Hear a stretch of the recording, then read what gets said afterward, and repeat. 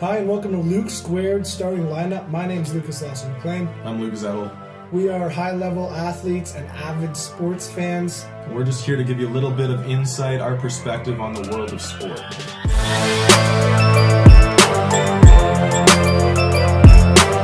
So today's episode, we'll be talking about the NHL playoff hunt. NBA regular season down the stretch. The 2019 MLB preseason rankings. The UEFA Champions League wild round of 16. And setting up March Madness Selection Sunday.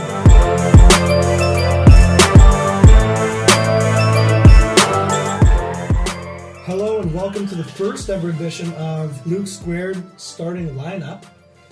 Should be a good episode today. Obviously, we're going to kick things off with quite a few different sports, obviously. Yeah, in my opinion, it's definitely the best time to be a sports fan, eh, Lucas? Absolutely. We're getting to the end of the NHL, the NBA seasons. March Madness for NCAA basketball is right around the corner. Yeah. And then we've got the Champions League playoffs, and MLB is going to be kicking off their season soon. So lots happening, and it's definitely a great time to be a sports fan right now. Absolutely. Snow's melting here in Waterloo, Ontario, and you can feel the excitement in the air for the end of the playoffs. We got playoffs. Clocks just went forward last night. It's bright outside. You know what? If that's not a sign that some crazy things are going to happen in the coming months, coming weeks, then I don't really know what is. Let's dive right into it. Let's get into it. Yeah, so first on the list for sure, we're going to talk about how we've got about 13, 14, 15 games left in the NHL season. It's been a ride for sure. Tampa Bay, obviously, absolutely incredible season. Second to none. They've posted already 108 points. Yeah. And they've ran away with the Eastern Conference. Clinched playoff spot already. Yeah, the only team to guarantee their spot in the Stanley Cup playoffs. And they've put together something really special. 13 losses, guys. 13 losses. It's unheard of. 52 wins.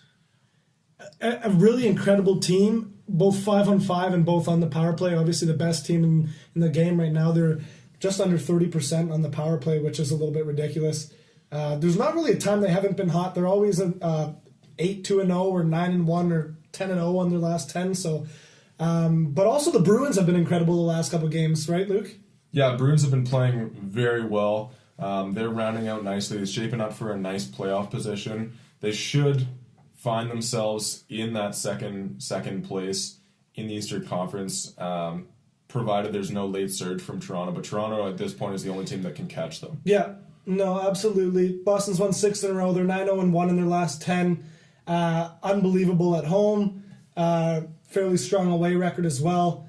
They're just not allowing a lot of goals. Honestly, 169 goals against. It's pretty nice. They're not scoring as many nearly as the Leafs and Tampa Bay, but their defense is getting it done. They're just a hard team to beat for sure.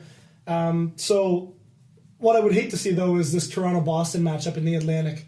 And it's interesting, too, because it's something we seem to see every single year. Yeah. But let's take a little look at the statistics themselves. If we were to look at the Eastern Conference as a whole, what team's in first? Tampa Bay. That's a no-brainer. Yeah. Next is Boston in second place. The next team behind them, this is based on points. Toronto rounds out the top three with 89 points. And that's all three Atlantic. All three of them are in Atlantic. And right now, if playoffs started today, what would the starting series matchup be? What would be the 2-3 matchup? Tampa would be playing Columbus, which makes sense. That would be 1-8 if we went to our traditional Eastern Conference 1 versus 8, 2 versus 7. Exactly. But Boston would be playing Toronto. That's a 2-3 matchup in the traditional way. I think it's ridiculous that two of the best teams in the Eastern Conference, the second and third best team, are going to be playing. In the league. And, yeah, absolutely, huge favorites. Both of them are favorites to win it. Meanwhile, the Islanders and Carolina are going to be playing. Obviously, great season for both of them, but definitely the Bruins and the Leafs are a notch ahead of both of those teams. So even Washington, I'd rather the Leafs play Washington and or Pittsburgh, any of those teams. But it's a little bit ridiculous, actually, that they played Boston last year, and Boston matches up pretty well against Toronto. So that'll be interesting. Speaking on the subject, obviously there's controversy around Carolina's antics at the end of the game. Any comments on that in terms of, some people hate it. They say keep it out of the game. Yeah, definitely. I think, honestly, I don't see much problem with that. Being someone who knows the passion that's athletes that drives athletes. I see this is just a celebration. This is a team. They're having a very good season. It's been a while since they've had a season where it's looking like they're gonna probably lock in a playoff spot. Hopefully, if they keep up at this rate. Pittsburgh's close behind, but Pittsburgh and Columbus are close behind. Even Montreal, but they're in the Atlantic, so yeah. But if they keep up this rate, I think they're going to be in the playoffs, and this just shows passion. We see this in so many other sports. Look at your famous example is soccer or European football. Yeah, you have celebrations that are crazy, and it's a community coming together to support their team. Absolutely. And it starts with the players. Yeah. Exactly. Go to other sports that aren't as prominent. Yeah. Go like cricket. The fans in cricket are crazy. No, you're right. Yeah, you're right. It's I think it's a part of sport. No, I agree with you. This whole idea of North American sport, they've got all these unwritten rules, right? Like no bat flip, right? It's all about stoicism. And the wise words of our gym and volleyball coach, Mark Dunn from Sacred Heart High School. We love stoicism. Love stoicism, and obviously there's something to be said about keeping your ego out of it.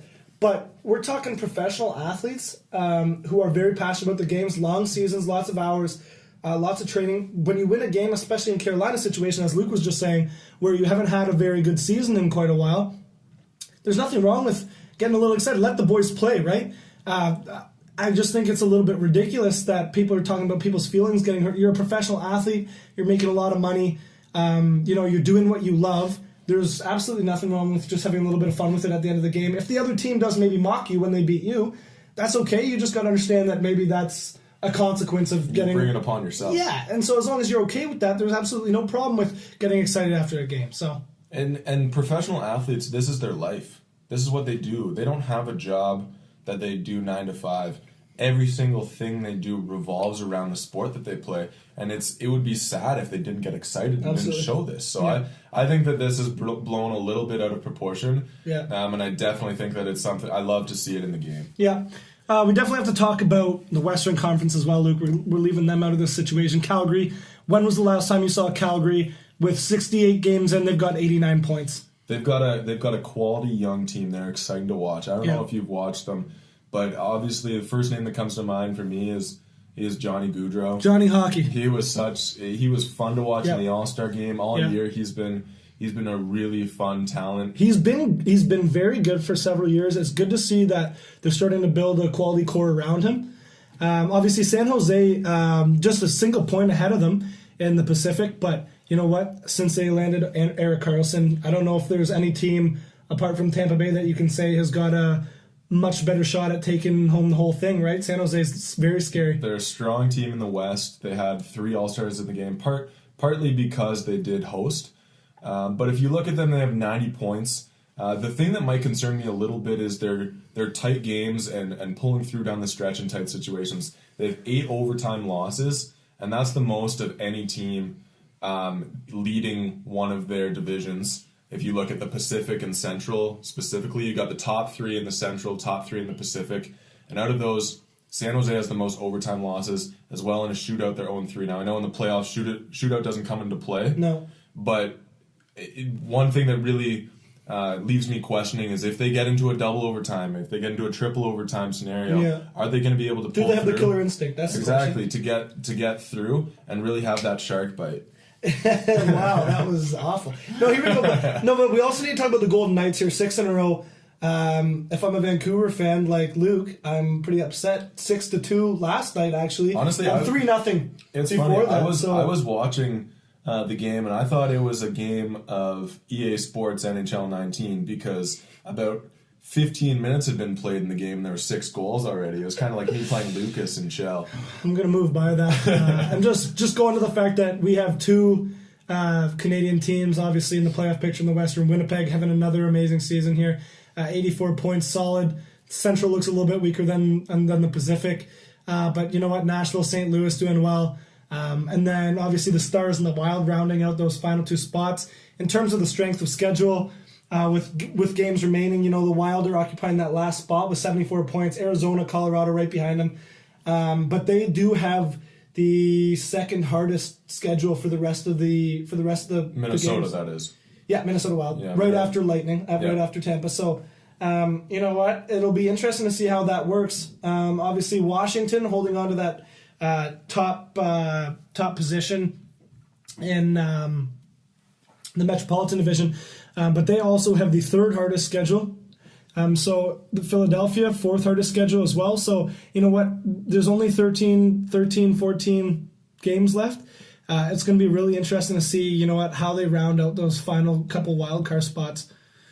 Yeah, the one thing that is kind of sad for me to see as a hockey fan in general is growing up, Detroit Red Wings always had such a solid team, such a solid organization, and they were constantly at the top of the NHL standings. And right now they're second last in the Eastern Conference, second last to Ottawa.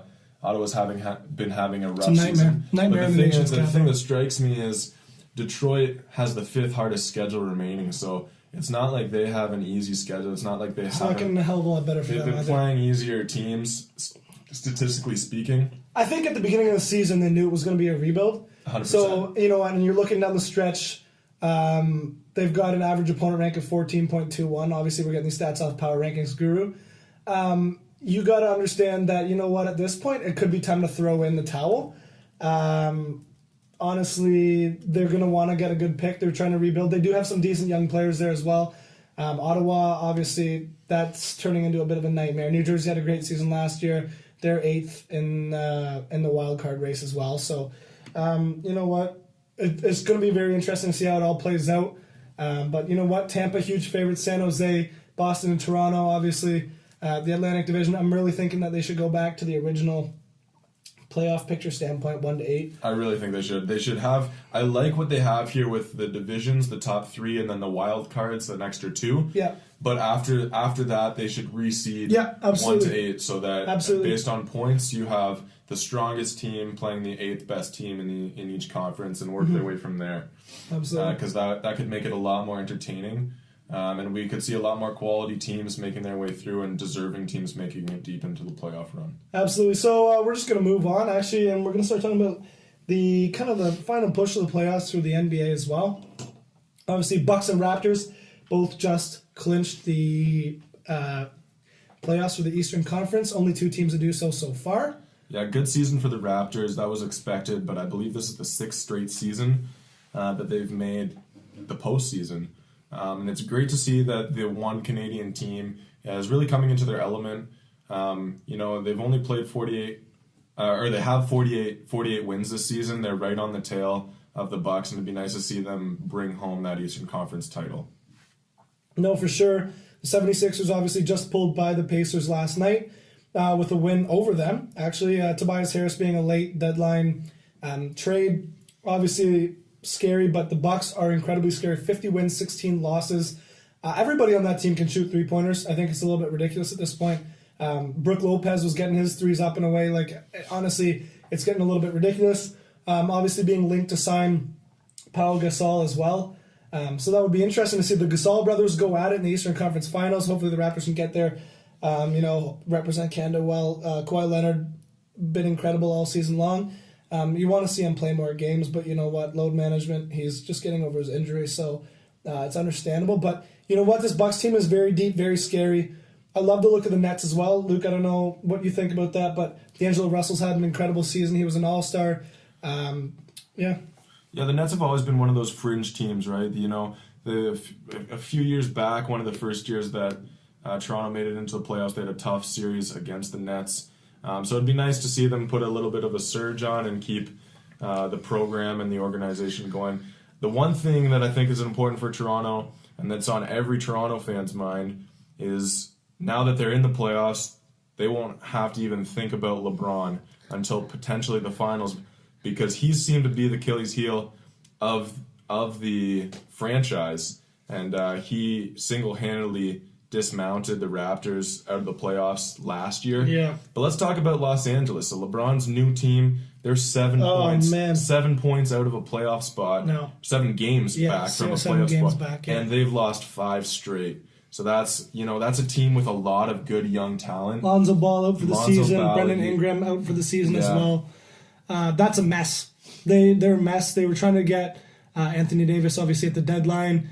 Pelicans GM, obviously, smart for not giving away. You're competing against the team, obviously, for playoff spots in future years. Being a little bit unrealistic with what they were asking for. They're essentially asking for the whole team, honestly, for Anthony Davis.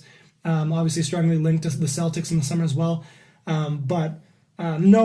LeBron James just passed Michael Jordan as well for all-time points scored, which is an incredible milestone. But you got to be asking yourself what's going on in Los Angeles, because even when you're watching the highlights, it doesn't look like LeBron's playing that much defense. Obviously, they're missing Lonzo Ball, who is a very good defensive guard. So you know what? Honestly, at this point, the Lakers are... They're 15 and a half games out of first. And the last playoff spot is obviously being occupied by the Spurs, who are 8.5 games. So that's 7 games. Unless they can turn it around, and their current form has been very bad. It looks like the way that the playoffs are shaping up right now, the Spurs could end up in the last playoff spot, but they're only a game or a half a game behind the Clippers as well as the Jazz. So that from 6 to 8, that's a toss-up as well. And to be honest, one team that's on the fringe, on the cuff right now is the Sacramento Kings. And I've watched a few of their games this year, and they've looked really good. The thing is, they're young. I would like to see them make a push and find themselves in a playoff spot just because of all the young talent they have. We watched De'Aaron Fox at University of Kentucky. We watched Buddy Hield at Oklahoma. And Marvin Bagley Jr., or the third, whatever the number is one of them. He's Marvin Bagley 3. Yeah. Duke Harry Giles at Duke, and Justin Jackson at UNC, one of the national champions, that 2017 squad. So they've got a lot of very good talent coming out of college ball in the recent years. So it'd be nice to see them pull something together. But we'll see. San Antonio, obviously. Still 3.5 games back from San Antonio. But you know what? There's a lot of basketball left to be played. I'd love to see the Kings get in there in that last spot. But I guess that'll be revealed with time. Golden State, obviously, as dominant as ever. And you know what, the Nuggets. But the Rockets have won 7 in a row. They struggled early on. But you know what? With a team with, a James Harden, CP3 on it, you got Eric Gordon, you got Clint Capella. Those guys eventually are just going to, they're going to heat up like they normally do. They really put the Raptors through the work last week. It'll be interesting to see how that goes. You know what? I would take them over Denver if they got to a Western Conference. I'd love to see Denver get to the finals. But you know what? Oklahoma City also looks strong, and Charles Barkley projected the Trailblazers to make it to the finals as well. So the Western Conference is as deep as it ever has been. It's always been that deep. And you know what? The Eastern Conference is incredibly deep as well. So I guess everything will be revealed in the next 12, 15 games, but it'll be definitely a very exciting time for the playoffs. This is a real tight race, and come April, we're in for a treat. Absolutely. See who can make the push through the postseason. See if someone can dethrone the Golden State Warriors. They're currently on top of the West. Be nice to see that. I would love to see a different team. Well, you know what? It's a bit of a dynasty, honestly. If they win this year, I'm calling it a dynasty. Oh, I think it's obviously how many wins do you need for a dynasty? You know what? Yeah, they added KD after winning, but they have just been so incredibly dominant. So, no, it's definitely could already be a dynasty if they win this year, absolutely. But this could be the best chance we've had in several years for them to get dethroned, apart from when they blew through the 3-1 lead to LeBron, obviously. But yeah, and I think Coach Kerr is doing something special out in Golden State. So it'll be interesting to see how they pull through the postseason. All right. Okay. So moving on, the next sport we're going to talk about is MLB. So this is very early preseason rankings, and some of the talk and the buzz as we're in spring training, about to kick off opening day very shortly. I'll run them through 1 through 10 of the projected rankings, and then obviously take a look at where the Blue Jays are going to be. It doesn't look like they're going to be anywhere close to the top 10. It's going to be a tough season again. They definitely need a rebuild. It's definitely the rebuild is underway. And it'd be great to see, Vlad Guerrero Jr. get in there at some point. But obviously, it would be surprising to see anybody but the Boston Red Sox get back to the World Series without a doubt. Just won last year, obviously. Been a great couple years for Boston sports New England region. But then, obviously, the New York Yankees as well. Luke, what do you think? They're never a team that you can write off. They're one of, if not the most well-known franchise in North American sport.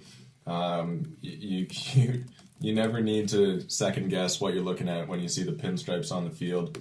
But, they have the AL division rivals in the Red Sox. They play them lots through the year. I'm looking forward to seeing those two teams play because you have such good pitching, especially in the Red Sox, and then the batting lineup of the New York Yankees is arguably second to none. Incredibly scary. You put Stanton there. You had Aaron Judge. It'll be interesting to see how he does performing. This will be his 3rd year in the league. Yeah. And, he's been through ups and downs, a bit of a roller coaster for him. But you put someone that big with that much power at the plate in Yankee Stadium where it's so forgiving to right-handed batters. Absolutely, like absolutely. You get them to pull something, and obviously it's going to go a long way, and they could push something into right field, and it's a very shallow right field, so we're not talking like Fenway Park or anything. No, obviously. absolutely Far from it. But obviously, you know what, the Dodgers still expected to do really well. Back-to-back NLCS champions. I would expect them to win more games than any other National League team. Obviously, tough offseason, couldn't re-sign Manny Machado. Bryce Harper went to the Phillies, not to the Dodgers, so that's tough. And then Clayton Kershaw probably is doubtful for opening day. Yeah, that's tough to see. But you know what? They're in the National League, and they've had 2 very dominant seasons. They still have a hell of a squad there. And I think what their current odds right now to win the World Series is still 7-1. So they're still right up there. So you know what, Craig Kimbrell and Dallas Keuchel just signed, so or will sign, sorry. But you know what, before you project anything, obviously you have to think about it's a long season, you know what, and the Astros are all obviously going to be favorites as well. Yeah, the Astros a couple of years back in 2017 having their first ever World Series victory, and I think that they have, obviously last season didn't turn out as planned for them, but they're still a very good team, and I can definitely see them in the postseason making that push for the World Series. So they ran out number 4, and rounding out number 5 is the Chicago Cubs. They've got a bit of a history. They have a very strong team traditionally. They've been around. Chris Bryant will be healthy for a long. They've been around a long time. When they have their key players healthy, obviously Chris Bryant has been there playing third base. Looking to get back to his MVP caliber, right? Yeah, exactly. And when he's there and when he's on his form, they get the other pieces of their lineup. They can definitely be a force to be reckoned with. So that rounds out the top 5. We'll very quickly go through the remaining 10. Or the remaining 5 to round out the top 10. So we got the St. Louis Cardinals, the Atlanta Braves, there. The Washington Nationals, even after losing Bryce Harper. Yep. And we've got the Cleveland Indians and Philadelphia Phillies. Bryce Harper got a standing ovation at his first at-bat with the Phillies. Obviously, very respectful move to let number 34 stay with, Roy Halladay. Obviously, a legend there in Philadelphia and playing some years in Toronto. And for how young Bryce Harper is, that's a real veteran senior move. That kind of respect coming for arguably the best player to wear number 34. A very good pitcher and a very good man. Tragic, the events that took place revolving Roy Halladay. But definitely a good, respectful decision by Bryce Harper to ensure that number stayed with its rightful owner. Yep. So lots of kudos to Bryce Harper, and that's a class act right there. Blue Jays are sitting in, obviously, bottom 5, 26th. It doesn't look like it's going to be much better of a season. You know what? 76 and 86 last year. Pretty much everything that could have gone wrong has gone wrong. They're selling off essentially everybody. Josh Donaldson, Tulowitzki, Happ, Asuna, Estrada, Granderson, Steve Pearce. Those are all guys who have gone in the last half of the previous year, late last season, during the off season. An interesting statistic is that Troy Tulowitzki is the highest paid player on the Toronto Blue Jays payroll, and he batted leadoff for the New York Yankees in spring training against Marcus Stroman. And what did he do? He put one over the fence. So that's got to be pretty discouraging for the front office of the Toronto Blue Jays. What bothered me about Tulo, though, is, after the game he said that felt good. Obviously felt like he was treated poorly by the Toronto Blue Jays front office, and whether or not that's true, he wanted to be paid a lot, but he's playing like 20 games out of 162. Like, I don't understand how you think you can play not even a quarter of the season, like no games, and be wanting the big bucks. You just can't. You need to be playing games. He was effective in his first couple of years, but yeah, it was. I think he got a lot of hype around his first game in a Blue Jays uniform. Yeah. I think he put 2 over the fence and a double off the wall, something like that. He had a very good game of the plate, and he had a very consistent postseason. The first year that the Jays made the postseason back in 2015, and then after that he had good defensive statistic, but his play at the plate was just not major league level for the Blue Jays. So No. I think definitely not in the time he had, right? the Blue Jays were in their right to look elsewhere. It's just a shame that they're paying somebody this much. No, and the rebuild's just gonna go on, right? You're hoping Sanchez and Stroman can have good years. You're hoping that their record can improve. If it does, it's not going to be by much, but you know what? You do have some exciting young prospects. So you know what? Fingers crossed for the season. Exactly. So moving on, we need to talk about the past week that happened in the Champions League round of 16. So half the games are completed, with the other half concluding on Tuesday and Wednesday of this upcoming week. Absolutely. Obviously, so Ajax rolled into the Bernabeu in Madrid and took it 4-1. A screamer of a free kick. 2 early goals that really showed the Real Madrid squad and their fans that Ajax, this team from the Netherlands, was really here meaning business. They've got a young team. They had a very, very good pool. They put up 2 very good contests against Bayern Munich in pool play, drawing both of them. Yeah. And it was definitely unexpected, to say the least, but they have the talent there. You know what? And they have a very solid young squad. You know, Frankie de Jong, obviously being sold to Barcelona for the summer. You know what? They have quite the squad. Delight obviously shown. They have one of the best academies in the world, so it's not surprising that they can produce such promising young players. And since Ronaldo left Real Madrid, they have not been the same. Obviously, getting farther back in La Liga after losing to Barcelona, and then in no less than 2 days, they lost to Barcelona and were removed by the Copa del Rey. And then to cap it off, being eliminated from Champions League by losing to a very young squad. So something's going on in Madrid. And the squad itself seems to just be in peril. They don't know what to do with themselves. No. After last season, losing the face of their team, Cristiano Ronaldo, he was with the big move and transferred to Juve. Yep. It seems like they're at a loss for a leader. They do have some veteran players on their team, but I didn't see it from guys like Luka Modric. No. You know, he had the best season of his career. Mm-hmm. He had a very good showing. Ballon d'Or winner, obviously. Ballon d'Or winner, and he had a very good showing at the World Cup this summer. But he just didn't seem to have that presence on the field. So that's probably the talk of the round of 16 to date. Was Ajax going to the Bernabeu and just rolling over Real Madrid. Tottenham Hotspur, obviously, finishing off Dortmund. Dortmund had an incredible start to the season. They were top of Bundesliga. They've drastically slowed down both the German Cup as well as losing 3-0 in the first leg, 1-0 in the second leg. They are now eliminated from Champions League, and Bayern Munich is back on top of the Bundesliga. So you're hoping they can turn around. It was promising. I know Luke is a Bayern Munich fan himself. I was hoping Dortmund could figure it out and find a way to win. You know, it's been a while. But you know what? Spurs, despite never finding a way to win a trophy, always has a way to have a good squad, you know, with a player like Harry Kane, who's just absolute class at the top of the field.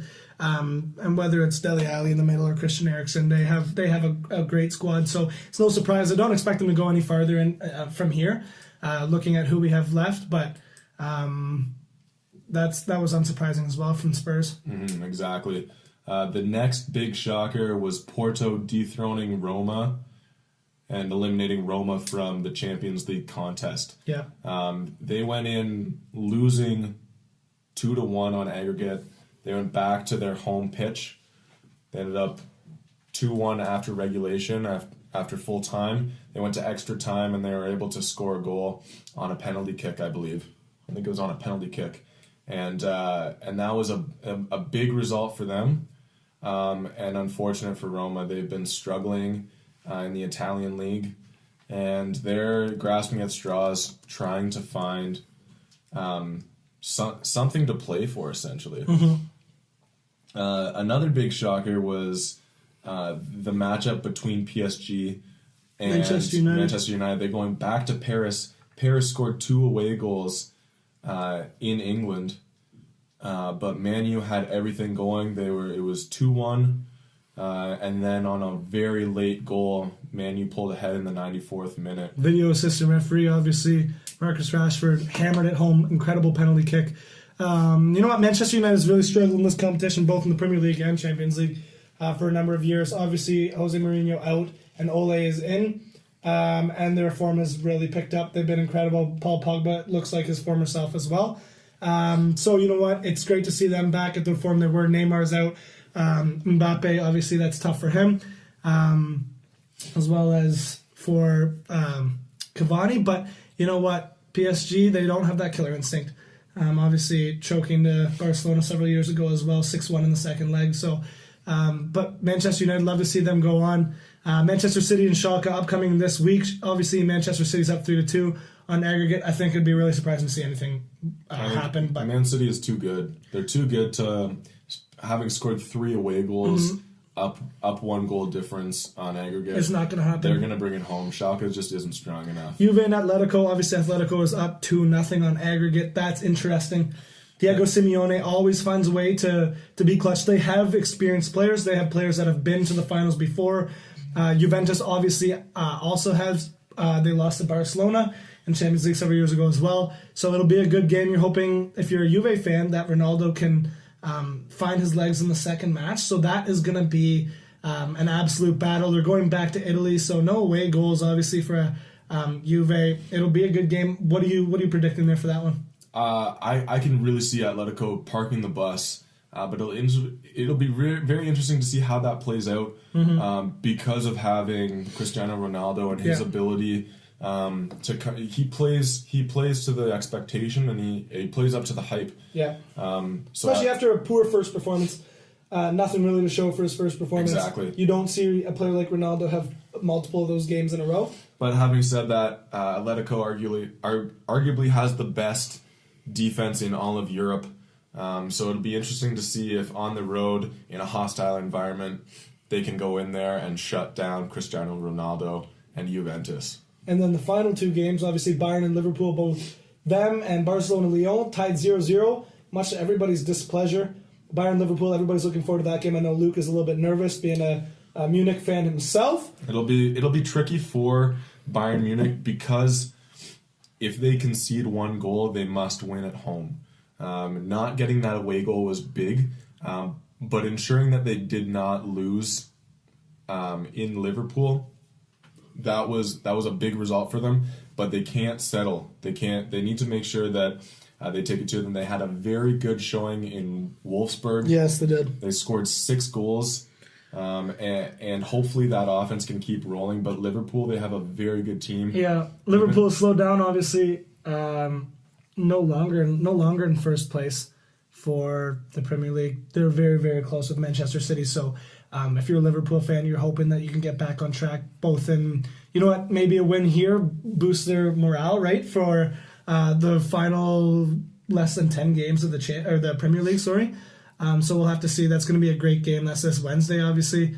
And then Barcelona-Lyon. We're coming back to Barcelona. Lucas is a big Barcelona fan.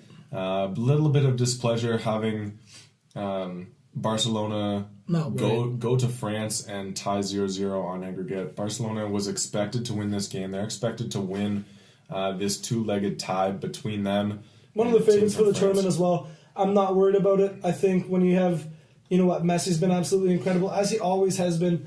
But I mean, even in the Copa del Rey, just an absolute hero in several La Liga games, pulling his team past Sevilla. In a game like that, in the round of 16, you don't see Barcelona getting upset in this one at all either. So if you have one of the best players to ever play European football on your team, I wouldn't be too worried. World football. Exactly. Arguably the best of all time. He is, when he is on the pitch, there's so much magic that can happen. There's so much potential with Messi, and it's electrifying watching him play. I'm not worried for Barcelona. they're going back to Camp Nou, Yeah. and they're dynamite at home. Absolutely. This team that is by no means the best team in France, one of the weaker leagues of the top 5 leagues. Yes. They don't. I don't see them standing a chance against Barcelona. No. Barcelona is going to take it. Time will tell, I guess, but it'd be very surprising. It'd be very surprising, and I'm confident that Barcelona will pull through and beat Lyon. And obviously, it is March 10th, which means we are a week away from Selection Sunday. This is our favorite time of the year, honestly. Both Luke and I, huge college basketball fans, so we are a full week away. It's going to be exciting. It's going to be a great tournament. We're going to run you through actually our predictions for the top 4. And go over some of the other news that's been happening across the NCAA in the men's basketball scene. And it's really interesting because next Sunday, a lot of people will be celebrating St. Patrick's Day, but I believe this is the wrong holiday. They should be celebrating Selection Sunday. So it's very exciting. We'll just talk about the top 4 teams and the teams right now who are projected to be number 1 seeds. This has not been updated since yesterday, but we had Gonzaga, UVA, Duke, and Tennessee as of the morning of Sunday, March 10th, I believe. Yes.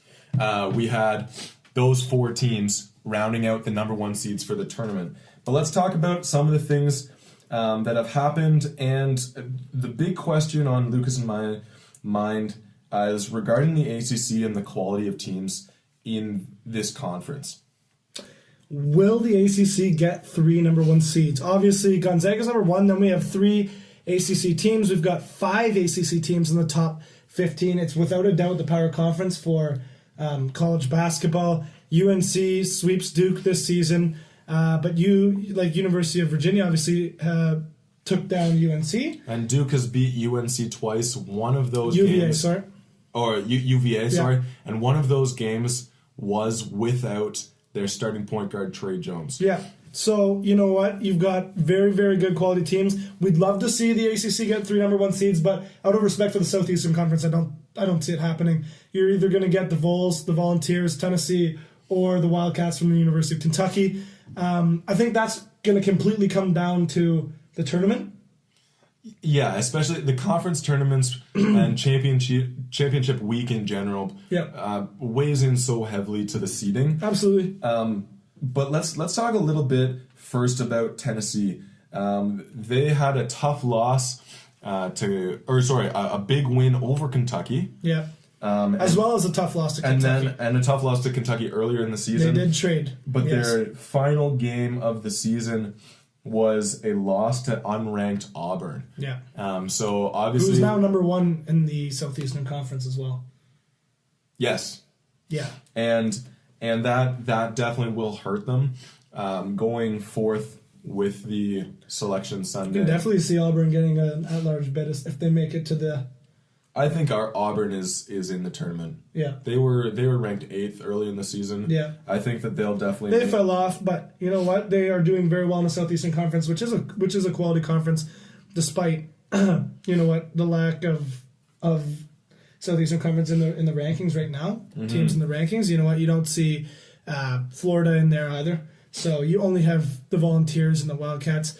Definitely, my prediction is going to be Kentucky. My prediction for the top 4 is going to be Gonzaga, which I don't necessarily agree with. Well, let's talk about that a little bit first. I think the reason that I personally don't think that Gonzaga should be the outright one. They shouldn't be the number 1 team in the country, and that has to do with their weak schedule. Yes, early in the season, they handed Duke their only loss when Duke was full strength without any injuries, and that was in Miami in the Maui Invitational Tournament.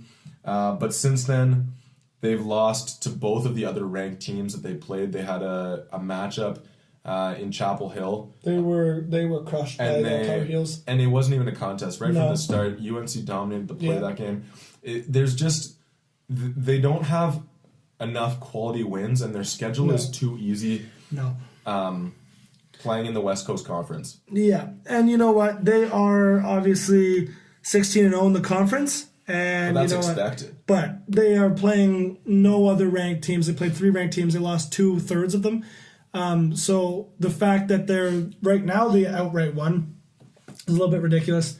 Obviously, they're going to run their tournament and they're going to get that outright one bid for sure at this point. But you know what? It's tough to see. You wish the selection committee would have a little bit more kind of understanding into the fact that they're not playing that many quality teams. But yeah, no, it's definitely going to be a Gonzaga 1. And it's definitely going to be a Virginia 2. Despite losing to Duke twice, they were able to beat UNC and have pretty much a flawless schedule apart from that. So you're going to see those 2 in for sure. And then you're going to see either UNC or Duke, and you're going to see either University of Kentucky or Tennessee. That's my prediction. You're going to see one SEC and one more ACC. So if you had to pick 4, who would you pick? 4 teams. Well, I've got Duke going to the finals against UVA in the ACC tournament. So I do have Duke rounding out that number 1 seed, that final number 1 seed. And then so long as they don't give ACC 3 number 1 seeds, I have Kentucky as well. I think Kentucky will take them again, the Volunteers, despite them splitting the season series. I think Coach Calipari is too strong. And the Volunteers are a strong team, but you know what? Second half of the season hasn't been nearly as kind as the first half. And I think Calipari's team's only been going or raising in the ranks. So, I've got Wildcats, I've got the Blue Devils, I've got Gonzaga, obviously, and then I also have Cavaliers. So, yeah, similar to you, I like Virginia and Gonzaga. Obviously, they will be number 1 seeds. I think that if Virginia wins the Atlantic Coast Conference tournament, they will be the outright 1. Yeah. And then I think it will definitely be Kentucky. They've got definitely a more reputable coach than Tennessee, and they have more talent. They have young talent, and I think that Coach Cal will coach Kentucky through a strong SEC tournament. Keldon Johnson, obviously, projected number 5. I think if he gets hot... and you get guys like Tyler That's Hero. going to be tough. Yeah. Tyler Hero's. Yeah, I think he's missed 1 free throw. He was incredible to watch in high school as well.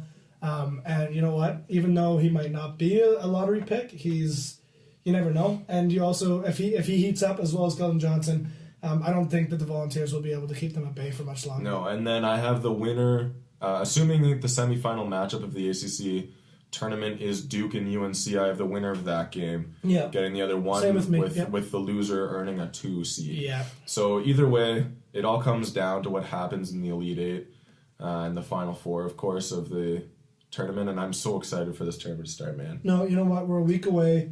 It's going to be exciting. It's going to be crazy as always. There's going to be upsets. We'll have to see. Obviously, Virginia, you're hoping you don't get a 116 upset again, back-to-back. Yeah, can you imagine if they were the outright 1 again, how nervous they would be? Especially the guys on that team. You've got Kyle Guy and Ty Jerome especially. I don't mind not being a number 1. Obviously, you get your feet wet with a game before. I find like it's... usually, obviously, the number 1 can handle the number 16, but it's just like... Except for once. Yeah, no, you know what? And it does happen, but it's just like they're always shaky when they come out because, you know what, the team's got a little bit... The 16 team always has, you know what? Nothing to lose. Something under their belt, nothing to lose. So, yeah, that about does it for and that the 16 seed is very, very commonly a conference winner. From one of the weaker conferences, they're buzzing off of the big conference champions. Absolutely, so it's going to be exciting. It's going to be exciting to see. You know what, the first 4 championship as well. So you know what, we're going to have to see. It'd be nice to see. You know what, Canisius College get in there. Hopefully they can win the MAC. They're playing Monmouth actually right now. Close game for them as well. That's so Lucas's alma mater. Yeah. He played 1 season of Division I soccer for the Canisius Golden Griffins. Yeah. And so you know what. They're Once down. a Griff, always a Griff. They're down by 7 right now against Monmouth in the semifinals. But you know what? You never know.